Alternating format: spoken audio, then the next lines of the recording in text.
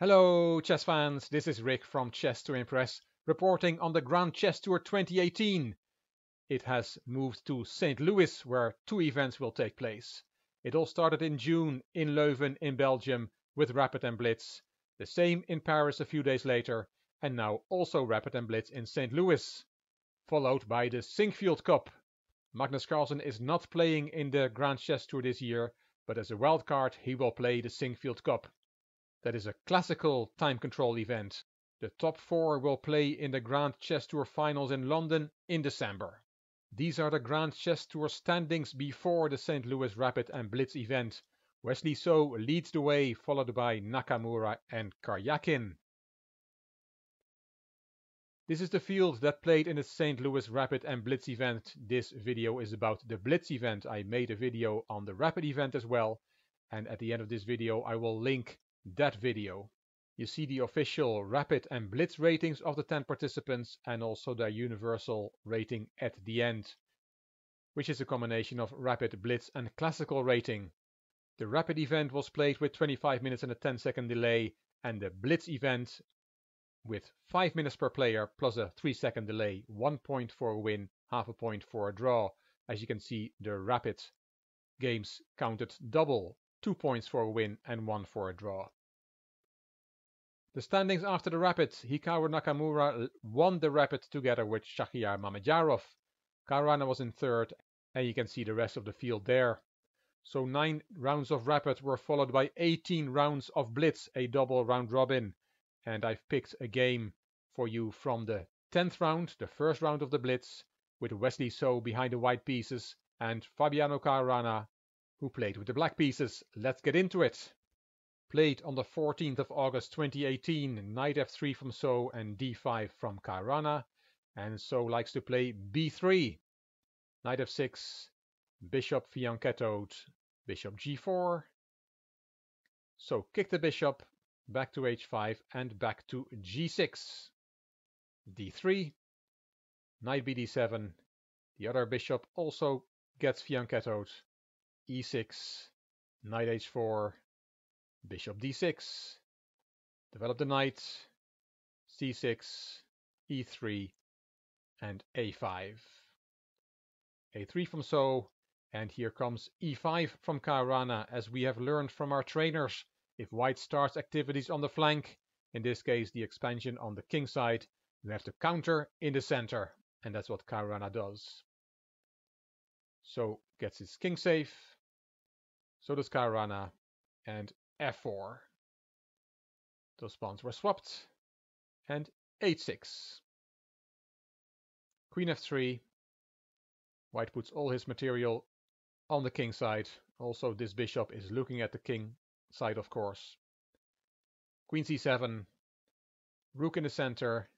So does black. And a pair of rooks was swapped. So also took the bishop. F takes.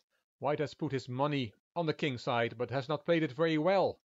And Caruana is already somewhat better here. The engine here wants to play c4, which was not a move on White's agenda. He played for an attack on the king side, supported by this bishop, and then c4 is not a move you want to make. So kept going with his plan. He played g5, but that is a mistake. It gives the knight the h5 square, and it opens the floodgates for black's pieces to come into White's position. And what we see now is very special. Knight h5 indeed. So took on h6, and Caruana took on f4. Rook f2.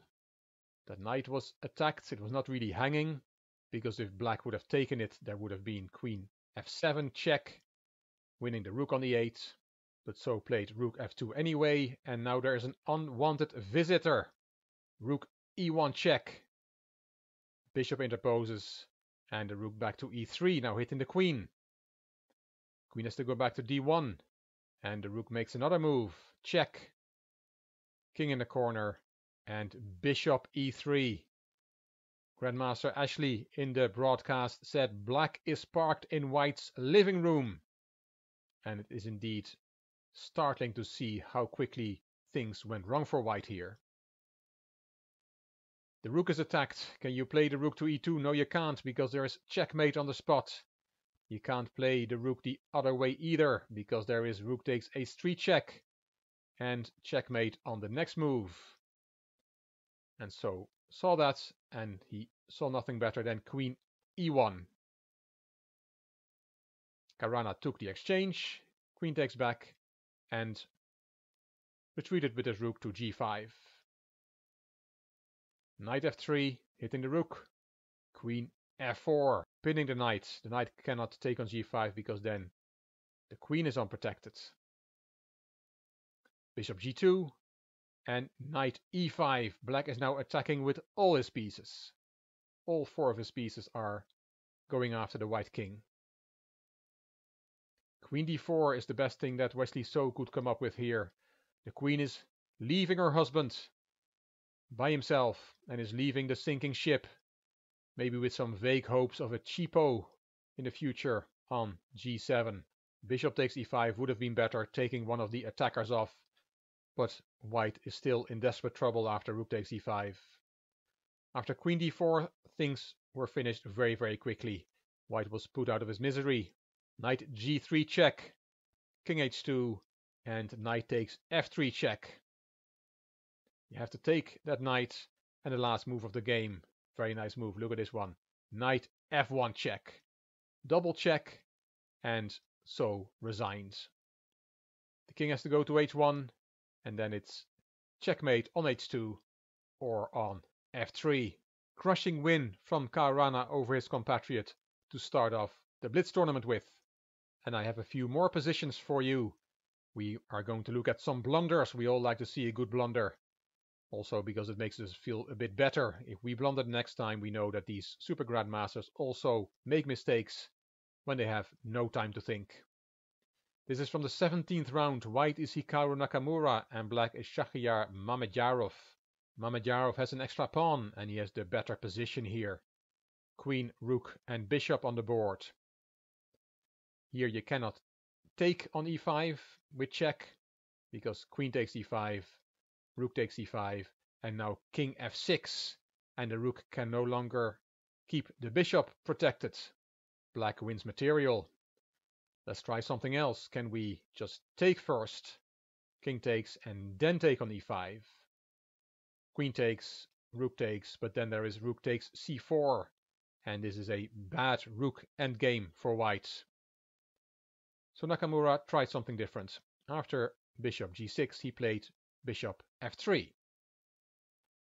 Rook d3 from Mamedyarov, protected safely by the bishop.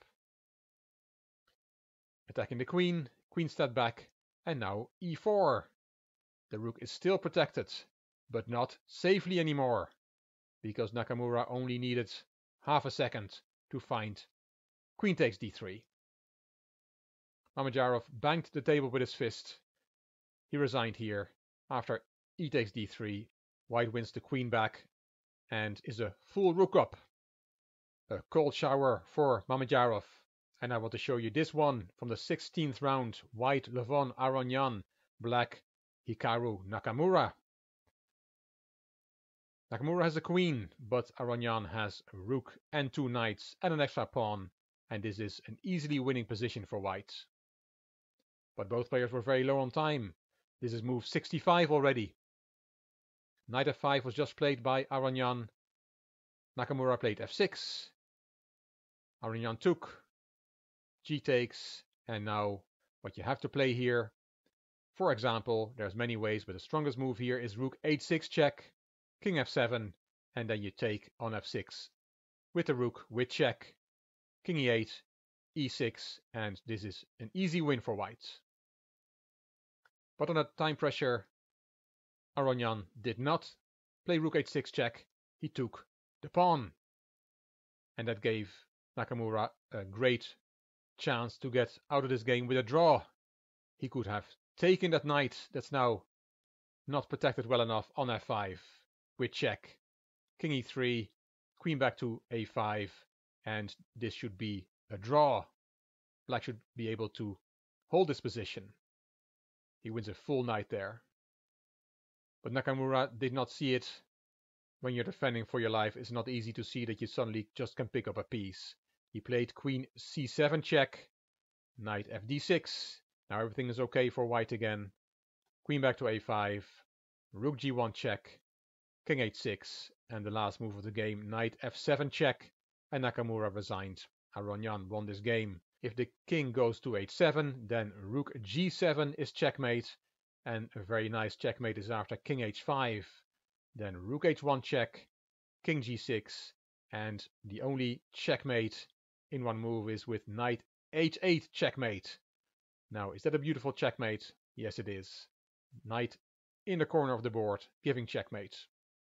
The results of the St Louis Rapid and Blitz, as you can see from this table, the French Grandmaster Maxime Vacher-Lagrave won the Blitz section by a full 3 points ahead of Hikaru Nakamura, who came second in the Blitz, and Alexander Grishuk further down the table, who came third. 13.5 points out of 18 games by MVL. That's a +9 score. That's quite incredible. It gave him second place overall in the St. Louis Rapid and Blitz. As you can see, Nakamura won the event with 22.5 points combined. Vacher-Lagrave second and Mamedyarov was third. Further down the ranking we see Wesley So surprisingly in 9th position. The leader of the Grand Chess Tour 2018 had a bad event. This is what it does to the standings of the Grand Chess Tour. The top 4 is important because only the top 4 will go to London in December for the final. Hikaru Nakamura more or less has secured his position in London with 33 points.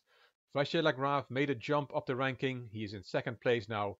Karyakin is still in third, and Wesley So dropped from first to fourth. The final event of the Grand Chess Tour before the finals is the Sinkfield Cup, which will start in a few days in St. Louis, and one of the participants, as a wildcard, is world champion Magnus Carlsen. Hope you enjoyed the coverage of the St. Louis Rapid and Blitz event. I did 2 videos on the event. If you liked the video, please give it a thumbs up. Please subscribe to the Chess to Impress channel. Please leave a comment. I will read them all and I will reply. If you liked the video, it would be great if you could share the video on social media. This is Rick for Chess to Impress. Thank you for watching.